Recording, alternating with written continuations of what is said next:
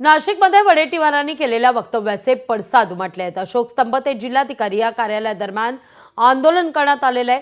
नरेंद्र महाराजांबद्दल केलेल्या वादग्रस्त विधानाचा निषेध व्यक्त करण्यात आलेला आहे। वडेट्टीवारांचा फोटो असलेल्या बॅनरला जोडे मारत निषेध व्यक्त करण्यात आला आहे। या सगळ्याचा आढावा घेतला आपले प्रतिनिधी महेश महाले यांनी।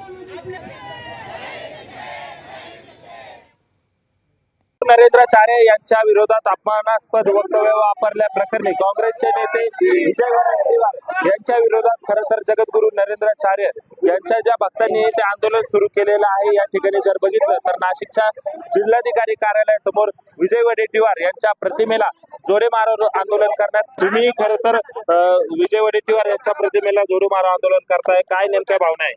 आज त्यांनी जगद्गुरु श्रींचा नाही तर सगळ्या संतांचा अपमान केलेला आहे। आज त्यांनी हिंदू धर्माला काय म्हणतात ते एक असं घाणेरडं बोललेले, ते संतांना नाही, ते जगद्गुरु श्रींनाच नाही तर सगळ्या संतांना बोललेले। त्यामुळे आज फक्त जगद्गुरु श्रींचा संप्रदाय नाही तर सगळ्या हिंदू धर्माच्या लोकांनी जागृत झालं पाहिजे का हा माणूस किती घाणेरडं बोलतोय, हिंदू धर्माबद्दल कसं बोलतोय। यासाठी त्यांनी ती माफी मागितलीच पाहिजे। आज जर त्यांनी माफी नाही मागितली, आज उद्याचा त्याला दिवस येतो, त्यांनी जर माफी नाही मागितली तर आज एवढे लाखो करोडो जगद्गुरु श्रींचे संप्रदायाचे भक्तगण त्याच्या निवासस्थानी जातील।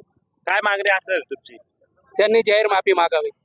एकूणच आपण बघितलं का या भक्तांची जी मागणी आहे ते एकच आहे, विजय वडेट्टीवार यांनी खरं तर माफी मागावी अशा पद्धतीने त्यांनी जे वक्तव्य केलेलं आहे त्या संदर्भात त्यांनी माफी मागावी, नाही तर त्यांच्या निवासस्थानासमोर आम्ही ठाण मांडू अशा प्रकारचा इशारा तो संत जगद्गुरू संत नरेंद्राचार्य भक्त मंडळाने दिलेला आहे। त्यामुळे आता विजय वडेट्टीवार हे माफी मागतात का नाही हे बघणं महत्वाचं ठरणार आहे।